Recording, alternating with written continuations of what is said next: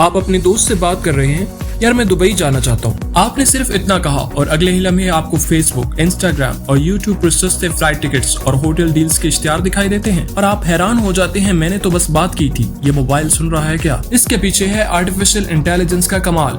जब आप किसी ऐप को माइक्रोफोन की एक्सेस देते हैं तो ये ऐप्स बैकग्राउंड में आपकी बातें सुनती नहीं बल्कि समझती हैं। कैसे? आपकी location, typing pattern, search history, हत्ता कि आप कितनी देर तक किस चीज को देखते हैं, सब रिकॉर्ड होता है। एआई एल्गोरिथम फौरन खास अल्फाज पहचान लेता है और फिर आपको इन्हीं से मुतल्लिक एड्स या वीडियोस दिखाता है।